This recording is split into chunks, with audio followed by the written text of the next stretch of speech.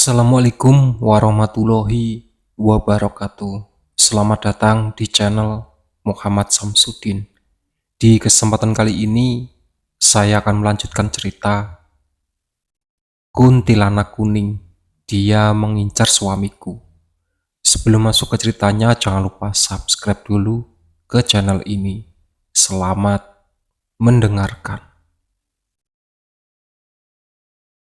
Dari tadi, Mas kayak uring-uringan tak jelas, sembari melihat ponselnya. Duduk dulu mas, ucapku yang ikutan pusing melihat tingkahnya. Kamu kok bisa tenang gitu? Aku juga kesal mas, tapi buktinya masih belum jelas. Belum jelas gimana? Mbok Asih sendiri yang bilang. Waktu pertama kali aku bertemu Mbok Asih, kamu bilang jarang terlalu percaya dengan ucapannya. Mas Kay duduk di dekatku. Itu dulu sayang, tapi setelah pindah ke rumah itu, ternyata dia banyak membantu. Pak Baim juga banyak membantu kamu mas. Sekarang kenapa kamu tidak mempercayainya? Kok kamu terkesan membela Pak Baim? Bukan membela mas. Kita tidak bisa menghakimi seorang hanya dari penuturan satu pihak saja. Kita harus mendengar penjelasan dari Pak Baim juga. Gimana mau mendengar penjelasannya? Dari tadi saja dia bilang tidak bisa dihubungi. Mungkin dia lagi di jalan. Setidaknya telepon dimatikan. Ini malah jadi membuat Mas tambah curiga.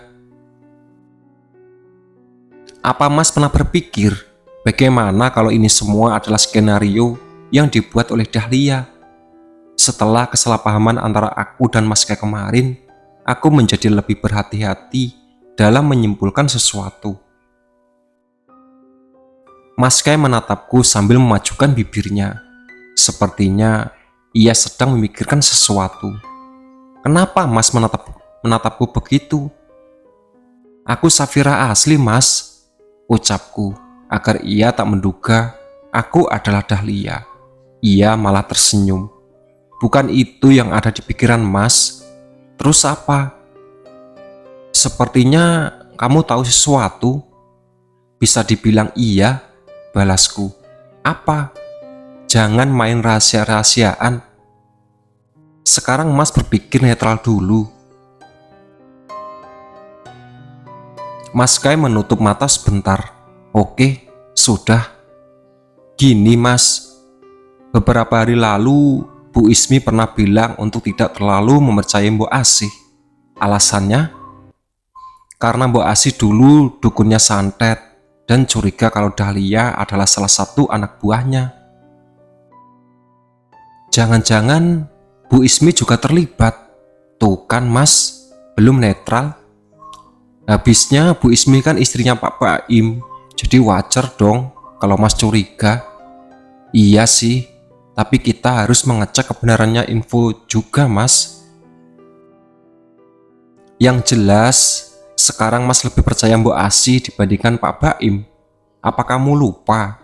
Pak Baim sudah memfitnah Mas pergi ke tempat karaoke. Aku ingat kok. Intinya, yang Mas sekarang ini inginkan itu berbicara dengan Pak Baim.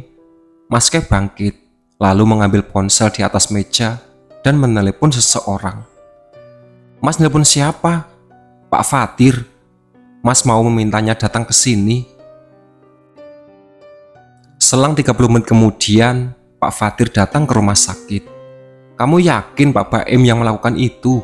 Tanyanya. Setelah Mas Kay menceritakan semuanya. Iya Pak, balas Mas Kay. Apa motifnya melakukan itu? Saya juga tidak tahu Pak. Dari tadi dia tidak bisa dihubungi. Coba saya telepon. Pak Fatir mencoba telepon, tapi sama, tidak bisa dihubungi.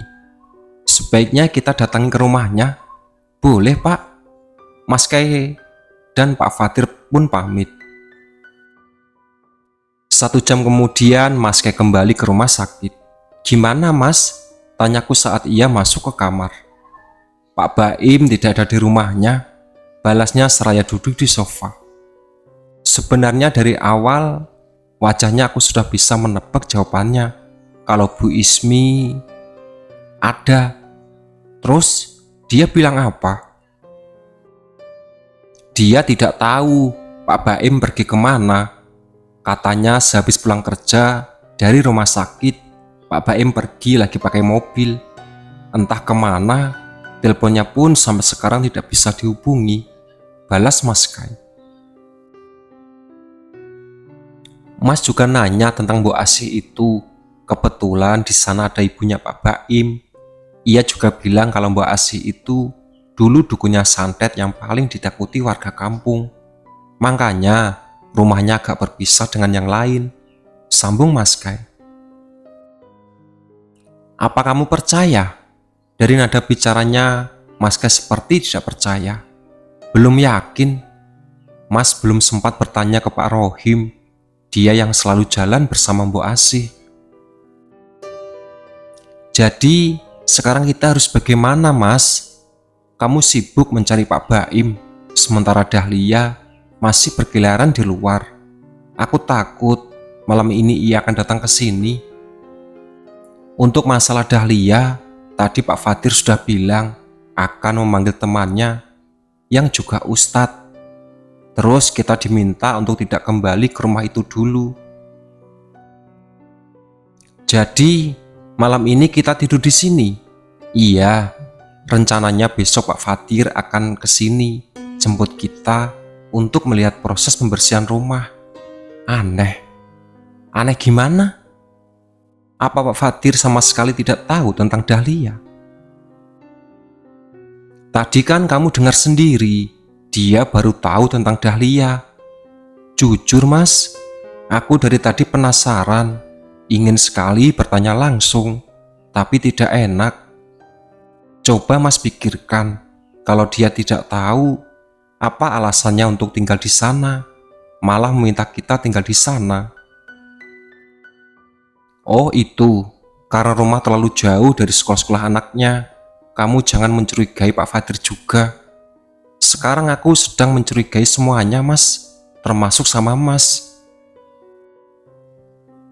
Iya, aku masih curiga kamu pergi ke tempat karaoke. Ya Allah, Mas tidak pergi ke sana. Aku tertawa. Aku cuma bercanda Mas.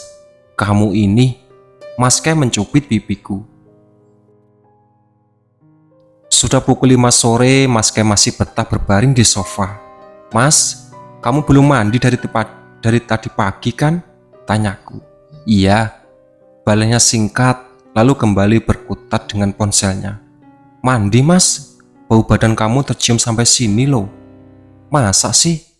Mas kayak mencium aroma tubuhnya, lalu menatapku sambil tersenyum lebar. Bau kan? Ya sudah, Mas pulang dulu sebentar. Kamu mau makan apa? Biar sekalian. Aku mau martabak manis Mas. Oke. Ia bangkit, lalu pamit pulang. Sekitar 20 menit kemudian, Mas Kai mengirim pesan kalau sudah sampai di depan rumah. Mas mandi dulu ya, ucapnya. Jangan lupa baca doa Mas. Aku takut ada Dahlia di rumah dan mengintip Mas Kai yang sedang mandi. Siap sayangku, telepon ditutup.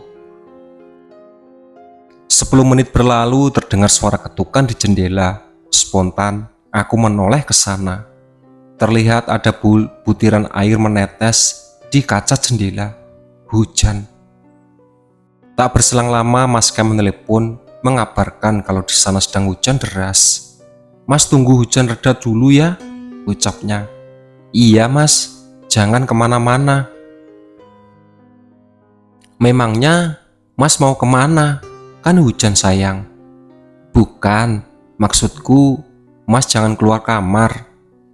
Sebentar lagi maghrib, Dahlia bisa saja muncul dan melakukan sesuatu pada Mas Kai. Iya sayang. Hujan belum reda, padahal waktu menunjukkan pukul 6:30 malam. Kamu lagi apa Mas? Tanyaku mulai sambungan video call. Lagi ngerjain laporan. Bukannya kamu video call pakai laptop? Iya, tapi tetap bisa mengerjakan laporan. Tadinya mau pakai kamera ponsel yang baru, ternyata kurang bagus. Jadi pakai kamera laptop saja. Jelas Mas Kai. Oh, kamu sudah makan? Sudah Mas. Kamu sih lama. Hujan sayangku. Jalannya pasti gelap dan licin. Nanti kalau sudah berhenti, Mas langsung tancap gas ke sana. Aku tunggu loh Mas. Iya sayang. Mas Kai tersenyum manis. Aduh. Kenapa Mas? Mas sakit perut. Aku pun tersenyum. Aku kira kenapa. Mas ke kamar mandi dulu ya. Oke Mas, jangan dimatikan. Iya. Mas Kai bangkit, lalu berjalan keluar kamar. Aku bisa melihatnya dengan jelas dari sambungan video call. Soalnya kamera laptopnya tepat mengarah ke pintu.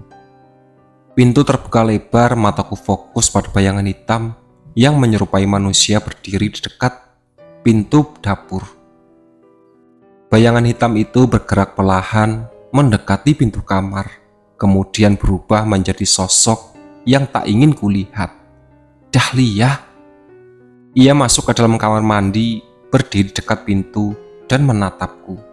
Sambungan video call terputus. Itulah sahabat cerita dari Kuntilanak Kuning. Dia mengincar suamiku. Ditunggu part selanjutnya.